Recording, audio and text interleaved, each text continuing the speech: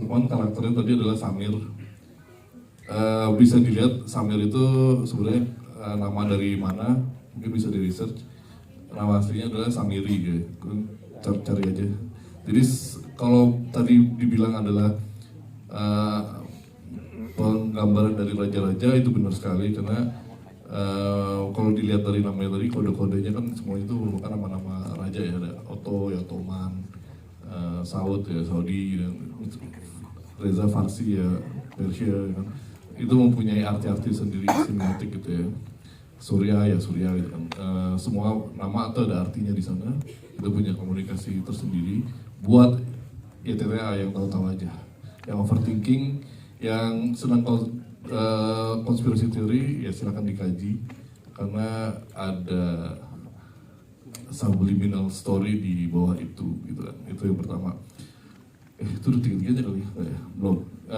Yang kedua tadi soal Medusa. Medusa itu kan kultur Yunani ya. Menurut saya itu dari barat lah ya. Kalau di sini kan itu timur. Bentuknya sama, badannya manusia, bawahnya ular gitu kan. Terus yang melihat dia, kalau Medusa kan langsung mati gitu kan. Ya mungkin itu kalau di sana tuh menggambarkan secara analogi gitu ya. Menggambarkan ya satu sosok atau bisa perkumpulan atau apapun yang kita nggak bisa ngeliat dia. Kalau kita ngeliat dia, kita dibunuh, kita mati gitu kan. Ada seperti itu digambarkan juga di filmnya Jordan Peele yang Nope, judulnya Nope. Setiap dia ngeliat ke atas monster, dia mati gitu. Jadi ada sebuah kumpulan sosok atau apapun itu yang nggak bisa kita lihat langsung. Kalau kita udah ngeliat, kita harus mati gitu. Itu analoginya apa di dunia ini gitu kan. Itu pertama. Kalau di timur, mungkin kalau senang baca ada buku Pramudia Anantatur yang soal mengebahas soal Nyi Hidup, gitu, apakah itu fakta atau mitos. Dia menggugat itu gitu, bahwa arti Nyi itu sebenarnya apa, kenapa dia berhubungan dengan raja-raja, apa korelasinya gitu antara raja-raja tanah Jawa atau Nusantara dengan yang di pantai selatan gitu kan. Kalau pantai utara kan berhubungan dengan ya apa tuh Portugis dan Inggris segala macam gitu kan. Sedangkan Nyi Kidul berhubungan dengan apa? Kenapa dia menjadi kekuatan mistis, kekuatan goib para petinggi di Nusantara gitu kan. Yang selalu berhubungan, bilangnya Ratu Lasana kan seolah bundiknya dari si raja-raja di sini. Gitu deh pokoknya ribet deh, panjang pokoknya. Silakan kaji sendiri aja. Terus seru tonton lagi apa nama-namanya dan gimana alurnya gitu sih. Itu kalau buat yang suka non-linear thinking dan ya pokoknya overthinking lah ya, itu sih. Dari semalam kita udah frustasi gitu kan. Sebenarnya udah dari semalam, dari kita bikin teaser poster tuh udah bermasalah gitu kan, karena itu tadi kan teaser poster dikasih 21, sedangkan gambarnya begitu, jadi kita harus bikin poster satu lagi yang dibilang lebih ramah. Kita nggak tahu nih poster yang lebih ramah tuh apa buat horor gitu, kayak gitu, ada senyum atau gimana gitu. Jadi itu pertama dari poster, terus itu dari teaser, trailer juga begitu, dan filmnya pun akhirnya ya kita mendapat yang 21. Kenapa nggak dijadiin marketing? Mungkin karena kita merasa kita belum sebesar itu untuk bisa terlalu pede bahwa ini bisa ditonton oleh sekian banyak orang di Indonesia gitu kan, dan diperbolehkan secara sistem untuk bisa masuk ke 17 tahun, untuk punya 2 kategori gitu kan. Gitu. Jadi agak ribet sistem para eksibitor juga yang selalu bertabrakan dengan apa yang terjadi dari sensornya juga gitu kan. Jadi yang di sini bolehnya begini nih sih, maunya begini, jadi kita susah untuk ketemu di tengahnya gitu loh, untuk minta ini maunya harusnya di berapa, 21 apa 17, standarnya seperti apa, nah kayak gitu kita masih bermasalah dari itu. Sebenarnya udah lama, dari tahun 2000 awal juga, tahun 2007 juga udah ada hashtag bubarkan LSF gitu kan. Ada dulu, kalau mau research aja, tahun 2007 itu mafia atau masyarakat film Indonesia itu pernah menyuarakan untuk bubarkan LSF gitu. Jadi jangan sampai terjadi lagi gitu kan, hal-hal kayak begini yang mempersulit para filmmakers untuk berkembang, untuk bisa berkarya gitu kan. Kalau sedikit-sedikit aja hal-hal yang nggak substansial dipermasalahkan, kayak misalnya lu namanya minum darah gitu kan, itu kan jadi masalah, padahal di film-film lainnya sama vampir juga minum darah gitu kan. Nah gue belum darah kan, ada yang dapat 13 tahun gitu. Saya membingungkan sistemnya, birokrasi juga membingungkan. Setiap yang masuk ke studio menyensor itu orang yang berbeda dengan yang udah merevisi. Revisi beda lagi gitu kan, terus nextnya gimana kita? Ya itulah maksudnya. Sedangkan tanggal tayang sudah ditetapkan, screening tanggal udah ditetapkan, jadi mempersulit kita itu pada ujung-ujungnya sih gitu. Mungkin yang itu sih koreksi saya untuk LSF. Kita belum sampai pengen membubarkan sih, tadinya hampir ya, tapi belum sampai ke sana. Mungkin masih bisa, ayolah kita diperbaiki lah untuk kedepannya lah gitu, biar nggak terjadi pergolakan yang tahun 2007 lalu gitu kan, gitu sih. Itu masukan koreksi kepada tim sensor yang baru kan ini, periode baru ya sekarang ini gitu deh, panjang lah frustasi. Kita nggak ada jam-jaman soalnya di sini kan.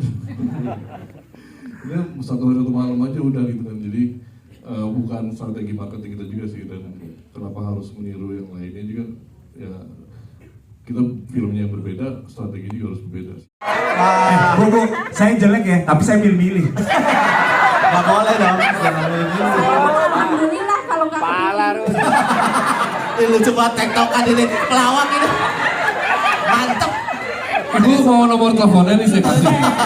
0896 2703 Jangan dasar. 26. Nanti aja Bu. Ibu siapa tadi namanya Bu? Oh iya, saya belum. Enggak, saya lupa aja. Lupa. Panggil aja Bunda aja. Bunda. Terima kasih Bunda. Terima kasih Bunda. Ayah. Saya nggak pakai nama. Iya benar. Bang Arif jadi grogi kan lihat. Iya. Gimana Bu? Ini kayaknya mantan. Silakan Mas Arif. Ya ditunggu jawabannya. Ya kayak gini sih sebenarnya si desain itu pasti kayak gini, kayak benar-benar kita konsen terus tiba-tiba kayak kemana gitu. Tapi kalau misalnya dalam sisi acting sih menurut aku jauh lebih gampang, soalnya tektokannya itu udah yakin mereka bisa bounce back gitu sih. Kan kita kayak main tenis atau main pingpong atau main paddle atau main apa lagi? Catur. Jadi bermain bersama pemain yang udah berpengalaman seperti Arif Didu, itu sangat menyenangkan. Dan kalau misalnya aku kelihatan bingung sih, memang karakter aku memang harusnya kelihatan bingung. Iya, rookie-nya di kelompok perampok ini sih. Dan aku tuh kan memang mau merelate dengan penonton yang juga menonton filmnya barengan gitu loh sama Baim. Jadi aku memang berusaha untuk kayak sebagai penonton sih, untuk kayak benar-benar experience atau mengalaminya seperti penonton nontonin filmnya gitu. Dan itu yang membantu adalah lawan main aku. Aku sebenarnya di situ cuman jadi patung aja sih, sebenarnya aku ikut aja gitu. Iya, tapi Bang Arif, Mas Agus, Mas Dian, sama semuanya, Maluna juga, itu bener-bener, sama Ratu juga, kita sih saling melengkapi, ceh. Kalau kita kan maksudnya sepakat deh, kita nggak mau dibilang modal tampang kan ya. Jadi ya gitu, kita berusaha aja sih. Sepakat dari awal, bener. Skrip. Dan juga kan kita lumayan ada proses reading yang kita ada kebebasan lah. Kita dikasih kebebasan dari Anggi untuk merubah skrip atau merubah dialog seperti yang kita inginkan gitu. Itu pun juga membantu aku untuk main di set sih gitu. Ya, itu sih menurut aku. Untuk menjadi supir taksi, enggak sih, soalnya aku bisa nyetir jadi aman.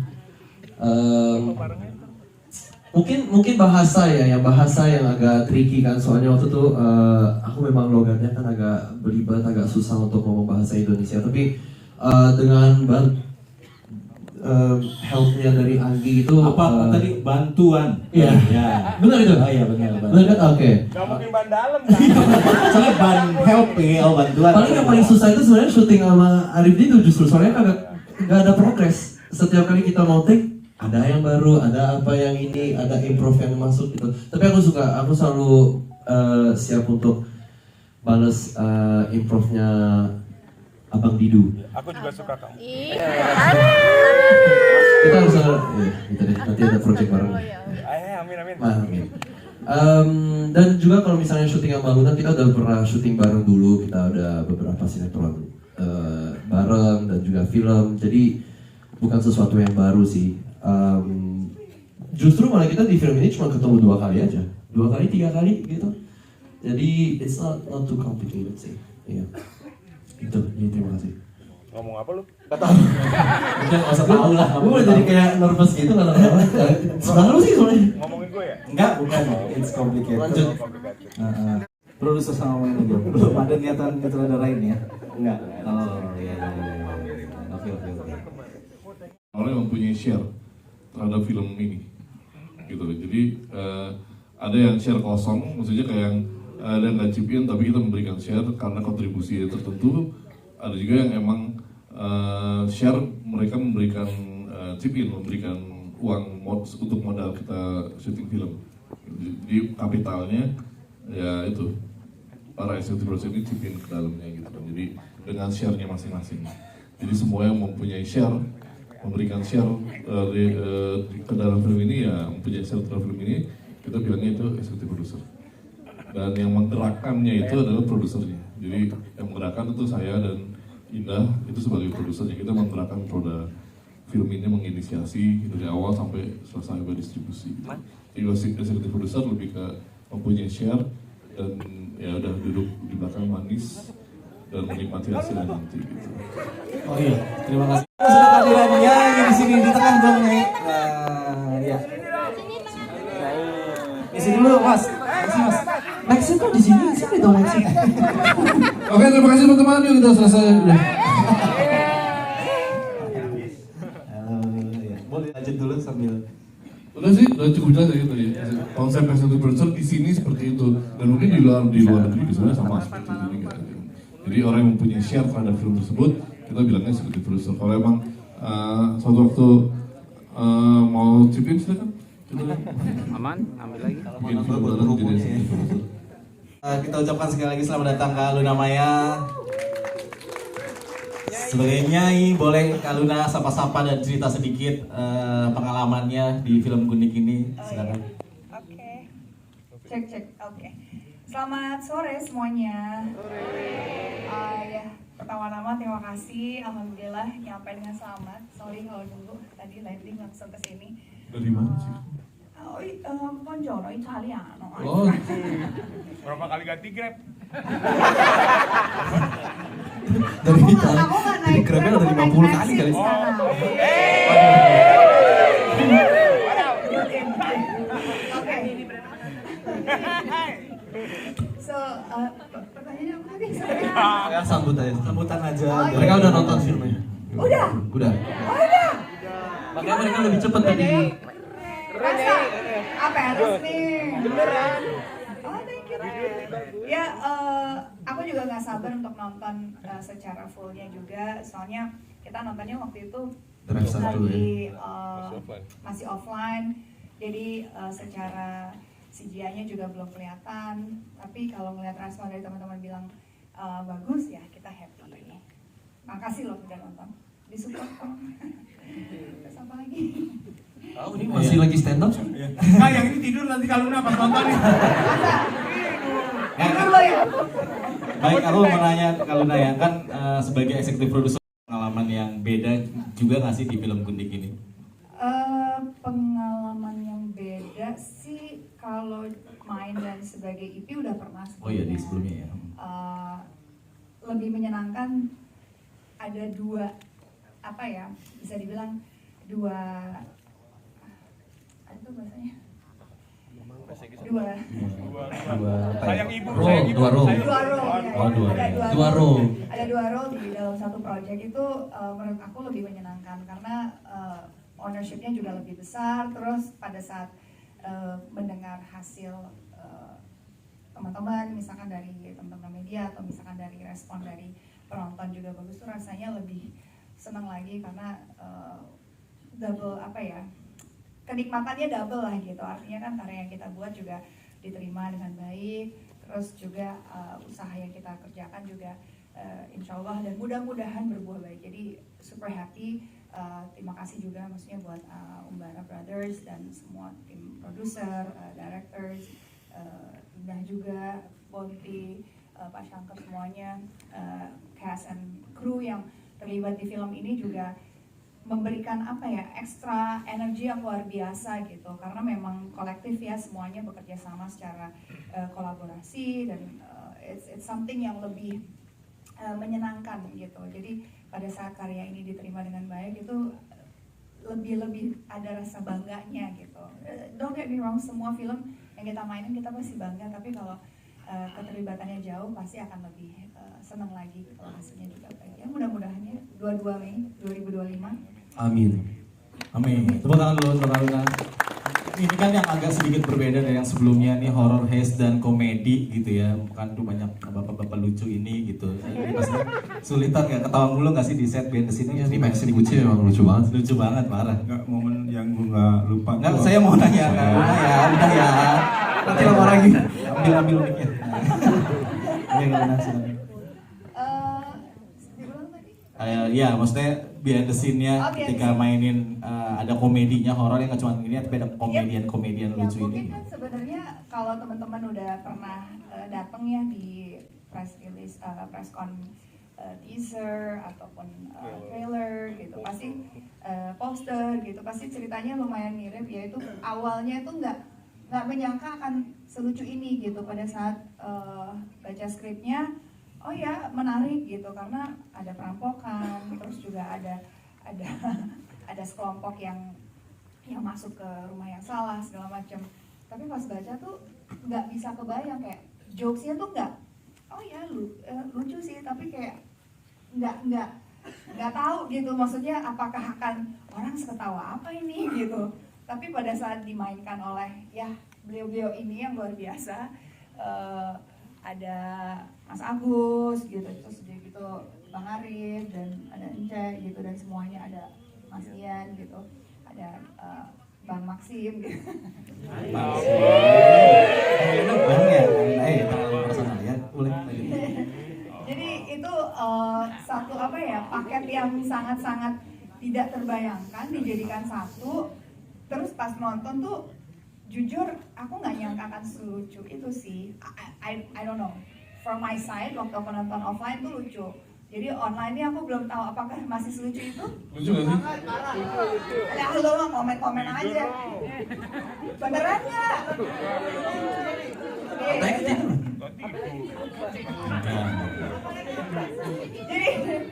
Jadi satu genre yang sebenarnya mungkin nggak ada di bayangan yang dia. Waktu itu kan sebenarnya horror heist aja ya. Ya, jadi waktu bikin tuh ekspektasinya, itu bikin segini. Tapi pas lagi udah jadi, it's like this man. Jadi Kenapa itu mukanya ya. langsung sombong gini, bangga banget.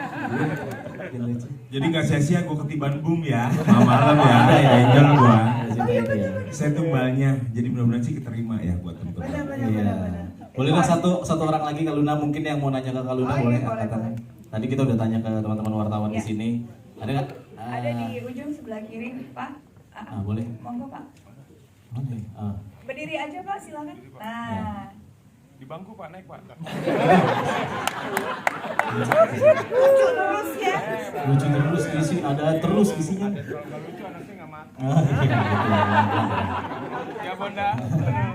Iya. Mesti menunggu adegan antara Kak Luna dan Bang Maxim. Kayaknya seperti ada sesuatu yang beda gitu. Apa yang dirasa dari Kak Luna dan Bang Maxim dalam adegan kedua ini? Makasih. Waktu cipokan maksudnya. Emang yang jelas aja. Ada aja. Saya juga nunggu. Hah? Oh iya. Ya di sini sih lebih parah dari itu ya kan, itu sampai semua dikenyot banget sih, jangan santai. Saya juga nggak ngerti pertanyaannya, tapi boleh kalau mau dijawab Kak Luna sama Mas. Bingung ya? Iya, saya juga. Oke, skip aja ya. Oke, ya gimana?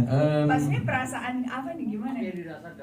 Ya dirasakan dari yang Ya kalau kita kita udah pernah main bareng di project sebelumnya, jadi kita ambilnya itu sebagai Yang sebelumnya kan udah ciuman. Enggak. Maksudnya itu. profesional aja, kita ngambilnya itu seperti ini pemain seperti yang Jadi nggak pakai perasaan maksudnya profesional aja mencium. Ya juga ya, susah ya jawabnya ya. Gimana Mas udah? Gak apa-apa lah, bebas aja udah suami istri mah sekarang. Saya pulang ya. Enggak, belum dulu. Pulang dulu.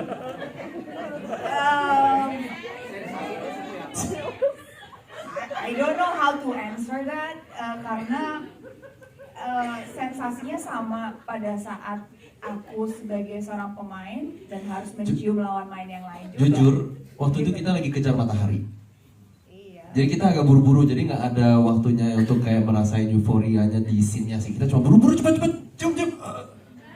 Ya, terus udah cut, oke, next scene. Seingat aku sih seperti itu. Tapi memang ada pembahasannya yang lumayan panjang ya awalnya. Ya enggak gitu. Ya kalau dari sisi aku sih sebenarnya aku waktu itu merasa apa ya, kalau dari sisi pribadi ini kayaknya kebutuhan promo marketing deh gitu. tapi pada saat mencoba membaca lagi dan mencoba menyelami si Nyai ini gitu, itu mungkin sekali dilakukan oleh dia gitu loh, sangat-sangat mungkin karena memang Nyai ini seorang karakter yang sangat apa ya seperti yang aku pernah bilang gitu, orangnya gelap sekali gitu, kayak she will do anything gitu, apapun kalau itu harus merayu dan membuat dia jadi terlena dan membuat itu jadi miliknya, she will do it gitu loh. Jadi it's not about Luna anymore gitu. Jadi kalau ditanya sensasinya, aku sih ngerasa sensasinya Nyai ya, gue dapet yang gue mau gitu. Kalau Luna sih ngapain sih gitu di pantai gitu kan, terus pakai narik, kalau itu kan Luna gitu, tapi pada saat yang bergerak kan bukan Luna tapi Nyai gitu. Jadi aku berpikir oh ya dari sisi Nyai sih memang sangat memungkinkan dia melakukan itu gitu. Dan kalau ditanya seperti tadi aku bilang, sensasinya sama seperti sensasi aku harus profesional terhadap lawan mainku yang lain-lain di film-film lain atau di series-series yang pernah aku lakukan yang memang ada adegan seperti itu. Jadi memang it's not personal anymore gitu. Kalau cut, nah itu baru personal tuh. Iya, jadi pas action kita benar ya itu sih. Tapi sebenarnya yang lebih seru gitu ya, itu pas adegan ciuman antara Maxim dan Ratu sebenarnya.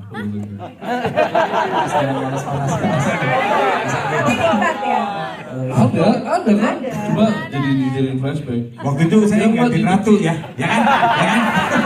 Beda kan? Ada di teras kan kalian berdua di teras kalian berdua ciuman. Kalian berdua ciuman di teras. Cuma yang dia ada dong pas dia Waduh, pergi. Kaluna ikut-ikutan juga enggak dong? Beneran ada kan? Cuma yang diambil di cium keningnya doang. Aslinya kan ciuman full. Enggak ada aslinya. Kalau aku jadi ratu sih aku cipok. Oh apalagi waktu Udah itu boleh. pas lu nyium amandel ya. Iya, dan perbedaan umurnya nggak terlalu jauh kamu sama yang ini Mas kan. Anggi, Oh, enggak. aku taken. Aku taken. Aduh, ini banyak kamera. Kacau lah Mas Anggi. Pas gua ngomong lobet bilangnya. Adi Cas di Powerbank. Mungkin terakhir Mas Anggi, film Gundik ini. By the way yang tadi jam-jaman nggak usah ya. Banyak anak kecil yang nonton nanti. Ada yang live ya. Bercanda itu ya, bercanda 21 ya. tahun. Oh iya. 21. Intinya kita profesional. Iya. Oke Mas Anggi terakhir mungkin. Hari ini 21, Ya di bioskop 17. bioskop 17. 17, iya. Oh itu khusus malam ini. Iya, karena sensornya oh my god. Ya jadi ngingetin lagi sekali lagi bahwa ada satu lagi yang spesial dari film Gundik yang akan tayang di bioskop pada tanggal 22 Mei adalah cuplikan dari film kami yang akan datang. Tadi lihat kan di depan. Iya, lihat. Itu adalah sebuah cuplikan dari film yang berjudul Ozora, penganiayaan brutal penguasa Jaksel. Dan cuma orang yang beruntung yang bisa menonton karena nggak akan dirilis dimanapun. Cuma ada di awal film Gundik. Jadi spesial untuk film Gundik, kita nggak akan rilis ke sosial media dimanapun.